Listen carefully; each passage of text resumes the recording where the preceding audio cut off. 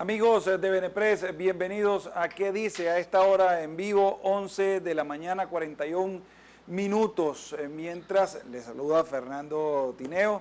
Mientras comenzamos este programa, se está llevando a cabo en la ciudad de Lima, en Perú, una importantísima reunión con respecto a Venezuela, y es que el hemisferio y más allá, porque también hay miembros de la Unión Europea, están reunidos hablando sobre el camino de la democracia, del retorno de la democracia a nuestro país.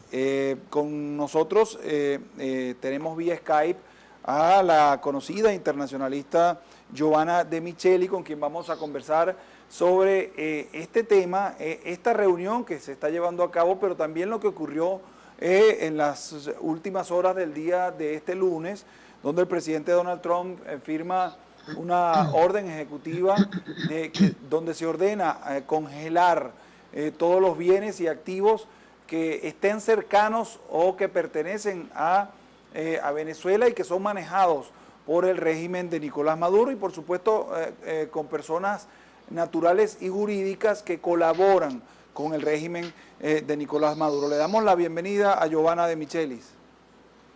Gracias, muy buen día, gracias por la oportunidad. Así es, bienvenida a Benepress. A esta hora se está llevando a cabo esa reunión en la ciudad de Lima, ciudad que se ha convertido, inclusive su nombre lleva el grupo de Lima, esta unión de países que buscan una salida a lo que está ocurriendo en nuestro país. Ya se dan declaraciones importantes. El secretario de Seguridad de Estados Unidos, John Bolton, ha dicho que Maduro está usando viejas prácticas, tratando de interesarse en un diálogo. No caeremos en esos viejos trucos de un dictador cansado. Es tiempo de acción. Y dice que Estados Unidos está actuando. ¿Cómo analizamos de buenas a primeras? Primero, esta reunión tan importante donde se había invitado a países que son aliados del régimen, pero que no asistieron, como Cuba, Irán, Rusia, China. ¿Cómo analizamos esta reunión sin estos actores? A ver, hay que recordar que la iniciativa de esta reunión parte precisamente de un grupo de países, digamos, afines a la posición de la Venezuela opositora, que están absolutamente preocupados por las consecuencias y el impacto que está generando la administración de Nicolás Maduro en toda la población venezolana e inclusive más allá de las fronteras nacionales.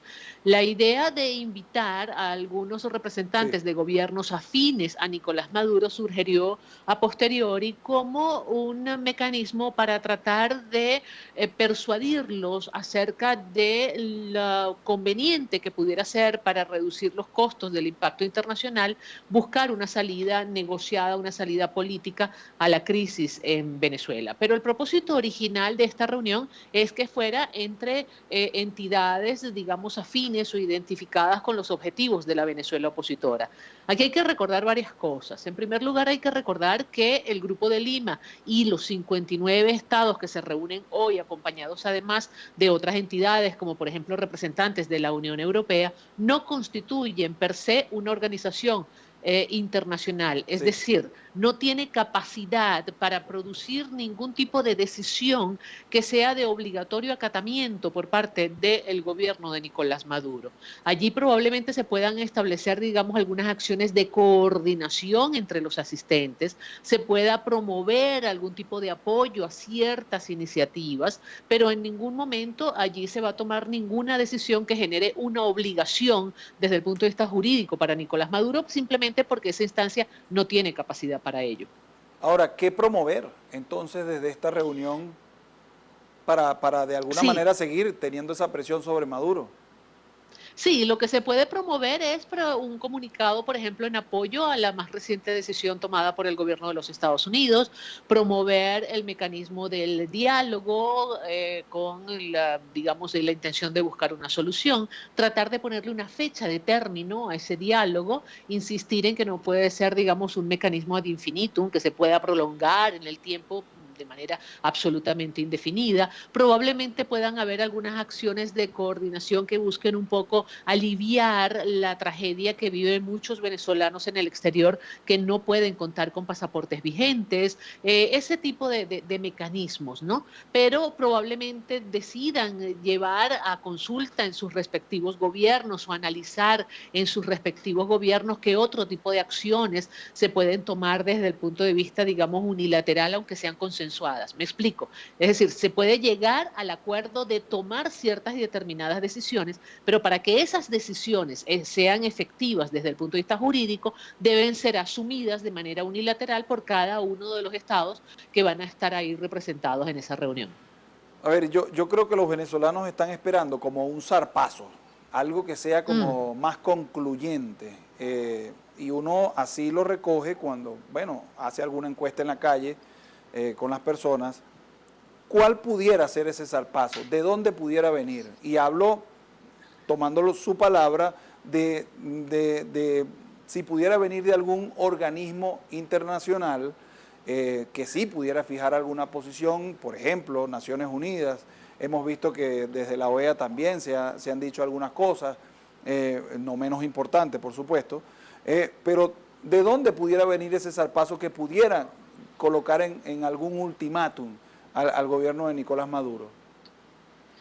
Pues le tengo la muy penosa noticia de que eso tiene muy poca probabilidad de ocurrencia. Lo que puede seguir ocurriendo es que se sigue incrementando la presión en contra de Nicolás Maduro, a objeto de hacerle cada vez más costoso su permanencia en el poder, hacerle cada vez más difícil su salida. Cada día que pase su salida es más complicada, es más cuesta arriba. Eso es lo que único que puede hacer la comunidad internacional. No hay mecanismo alguno, ni a nivel de Organización de Naciones Unidas, ni a nivel de Organización de Estados Americanos, ni a nivel de ninguna instancia que pueda obligar a Nicolás Maduro a abandonar el poder. Ahora, cuando, cuando vemos toda la presión, porque realmente la hay, Ujú. una presión que Sí. viene desde el extranjero hacia Nicolás Maduro.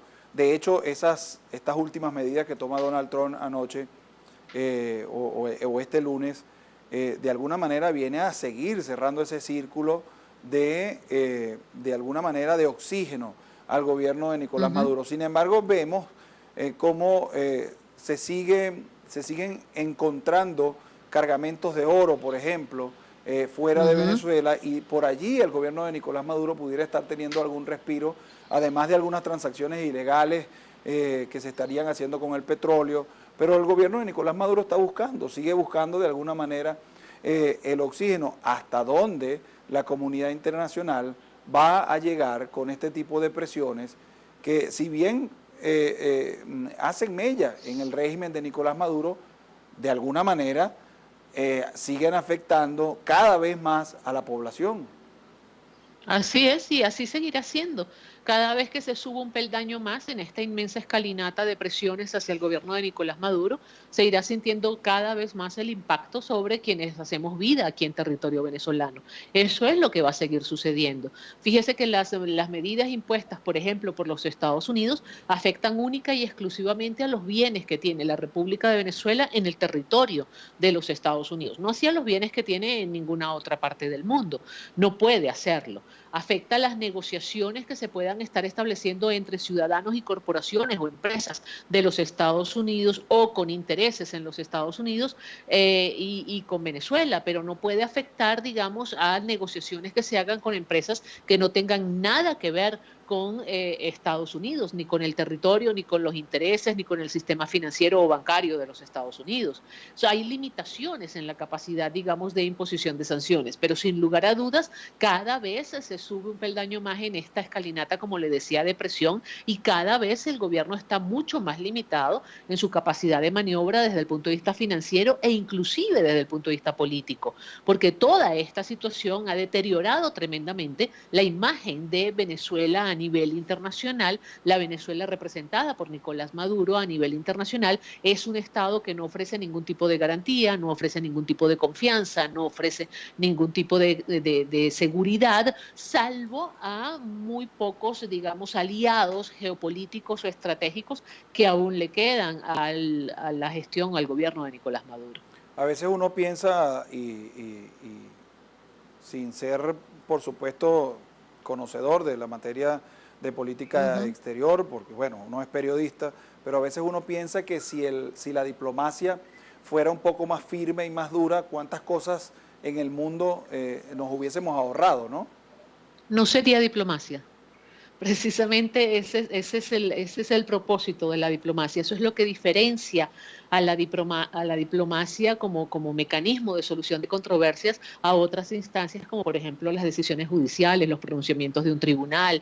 Esa es precisamente la diferencia. La diplomacia se caracteriza por buscar una solución, digamos, pacífica, menos traumática, consensuada, por la vía de la negociación, por la vía del diálogo, y no siempre eso se logra. Por eso es que existen niveles superiores. Por eso es que mecanismos como, por ejemplo, la Organización de Naciones Unidas contempla entre las formas de solución de controversias los mecanismos diplomáticos de la negociación, y posteriormente va subiendo, digamos, peldaño, y va ofreciendo otras alternativas, porque a veces la diplomacia fracasa. Pero ese es el propósito precisamente de la diplomacia. La diplomacia no puede ser coercitiva. Si es por la fuerza, no es diplomacia. Ahora, cuando esa diplomacia fracasa, ¿qué nos queda? Porque vemos, y el ejemplo más claro que tenemos en este lado del hemisferio es Cuba, un gobierno que tiene 60 años, o un régimen que tiene 60 años gobernando, que tiene a su pueblo sumido en la miseria, y donde, salvo algunos respiros europeos con Cuba, por ejemplo, es un país totalmente cerrado al mundo exterior, y la diplomacia en 60 años no ha logrado terminar con eso. Y no hay un mecanismo superior que haya también perdón, Fernando, lo que pasa es que a la gente se le olvida que en el caso de Cuba hubo un acuerdo entre Estados Unidos y la otrora Unión Soviética, un acuerdo que hizo que la Unión Soviética sacara sus misiles del territorio cubano y Estados Unidos asumiera el compromiso férreo de no agredir a Cuba, de no intervenir en Cuba, y de alguna manera eso le permitió al régimen de Fidel Castro pues sobrevivir durante tantos años. A la gente parece que se le olvida ese pequeño detalle. Claro, y pero ha pasado mucho perdón, tiempo desde aquella Unión Soviética hasta hoy. Perdón, no le copié. Que ha pasado mucho tiempo desde aquella Unión Soviética hasta hoy, más de 20 años desde que cayó la Unión Soviética, y todavía Cuba sigue siendo Cuba. Claro, porque hubo un compromiso por parte de los Estados Unidos para no intervenir directamente en Cuba. En el caso de Venezuela no hay ningún compromiso de Estados Unidos con nadie para no intervenir de manera más directa en lo que está sucediendo en Venezuela, y por eso nosotros vemos una radicalización de las medidas por parte de Estados Unidos, cosa que no las vimos en el caso de Cuba. En el caso de Cuba se implementó una medida que fue la ley Helms-Burton, y fue fuertemente cuestionada a nivel internacional, entre otras cosas, porque no se hizo de esa manera gradual, e inclusive fue mucho más amplia en su alcance, en su cobertura de lo que es esta medida que recientemente anoche anunció Donald Trump con relación a Venezuela. La ley Helms-Burton, por ejemplo, le prohibía a cualquier empresa de cualquier parte del mundo negociar con Cuba. En el caso de las decisiones que se están tomando con relación a Venezuela, la prohibición es para empresas, corporaciones de los Estados Unidos o empresas internacionales que tengan intereses en los Estados Unidos. Yo creo que tratar de hacer una analogía entre Venezuela y Cuba no es lo más acertado.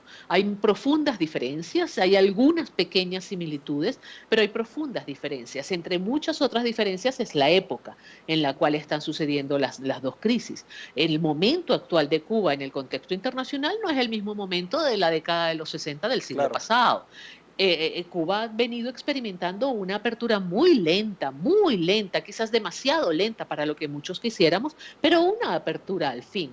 Ha tenido un acercamiento, ha tenido un restablecimiento de relaciones diplomáticas con los Estados Unidos, se ha abierto a la Unión Europea, se ha abierto a comercialización con algunos países de América Latina. Es decir, hay un proceso de cambio que está, digamos, en un continuo movimiento en Cuba. La situación de Venezuela es particularmente distinta por la época en la que se da. Estamos en el siglo XXI, un siglo de una marcada interdependencia entre las naciones y un siglo de un marcado protagonismo del ser humano.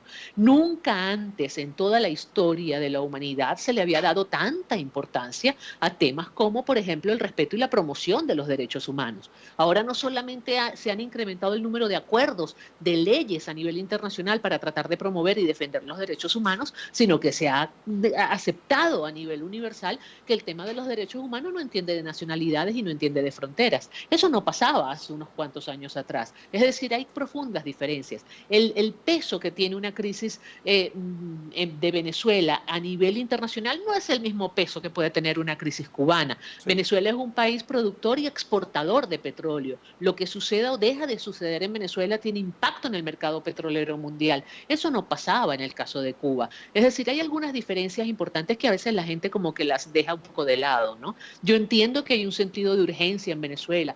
Yo entiendo que hay una desesperación propia que nos lleva a veces a tratar de ver un peñero como que si fuera un transatlántico, o a tratar de ver un pequeño pozo como si fuera un inmenso océano. Pero tenemos que ver las cosas en su justa dimensión, entender que los procesos a nivel internacional son sumamente lentos porque el sistema internacional es sumamente burocrático. Es difícil tomar decisiones a nivel internacional. Si no podemos tomar decisiones nosotros aquí adentro, imagínate cómo va a ser más fácil que las decisiones se tomen a nivel internacional, donde hay diversos gobiernos, diversos estados, diversas naciones, diversas corporaciones, multiplicidad de intereses involucrados en el asunto. Yo creo que los venezolanos tenemos que empezar, y disculpa que me extienda, no se preocupe, pero tenemos que empezar a definitivamente asimilar y a asumir que el problema de Venezuela es de los venezolanos y que la solución tiene que venir de adentro de Venezuela. No debemos esperar que venga de ninguna instancia internacional. Ahora, ¿hasta dónde le queda tiempo a Barbados? Esa es una pregunta interesantísima. Es más, todo pareciera indicar que Barbados no está dando ningún resultado positivo, y de ahí que haya habido un incremento en la presión internacional en las últimas 2 semanas. Son muchas las cosas que han pasado en las últimas 2 semanas con relación a Venezuela en el contexto internacional, y todas son cosas que evidencian un incremento de la presión hacia Nicolás Maduro. Evidentemente, si Barbados estuviera avanzando en una dirección acertada o positiva para lograr un cambio y lograr una mejora de la situación de nuestro país, pues no habría necesidad de un incremento de presión. La presión aumenta como un mecanismo que está tratando de alguna forma impulsar el cambio que no se ha podido lograr en una mesa de diálogo, en una mesa de negociación en Barbados. ¿Y cuánto tiempo le queda a Barbados? Yo creo que esa es una pregunta que nos debemos hacer cada uno de los venezolanos que estamos en este país, porque ya la comunidad internacional se la ha hecho. Es más, si vemos la justificación que ha dado Donald Trump para la última decisión, vemos que entre las justificaciones está el hecho de que no se ha logrado avanzar por la vía de la negociación en la consecución de una solución al problema venezolano. Y entonces nos brinca otra pregunta. ¿Y después de Barbados qué? Bueno, no sé después de Barbados qué, va a depender de cada uno de nosotros, de nuestro liderazgo político, cuánto tiempo más le podemos dar al mecanismo de la negociación, del diálogo con participación de terceros, qué otra estrategia está dispuesto a utilizar, por ejemplo, el gobierno noruego, que ha sido el mediador en todo este asunto, si hay algún otro estado que se ofrezca, y sobre todo, si la Venezuela opositora está dispuesta a seguir buscando una solución por ese camino. Pero esa respuesta yo no la tengo. Así es. Bueno, es muy difícil, ¿no? Así es. No, ni que tuviéramos una bola de cristal para saber... O que tuviéramos una capacidad de decisión que evidentemente yo no tengo. Correcto, correcto. Le damos las gracias por habernos atendido acá en Benepress. Gracias a ustedes, siempre la orden. Giovanna De Micheli, internacionalista, analizando con nosotros acá lo que está ocurriendo en la ciudad de Lima, en Perú, el día de hoy, donde se reúnen más de 50 miembros de estados del hemisferio y de Europa, tratando de buscar una salida con las menores consecuencias posibles para la población venezolana que vive esta tragedia, así la califico yo, porque yo también la estoy viviendo, soy venezolano y vivo acá en mi país, y por supuesto todo lo que tiene que ver con esta negociación en Barbados que para muchos no va por el camino que debería ir, tratando de buscar esa salida para el régimen de Nicolás Maduro y sus consecuencias, pero también tratando de tener el menor costo posible en lo social en nuestro país.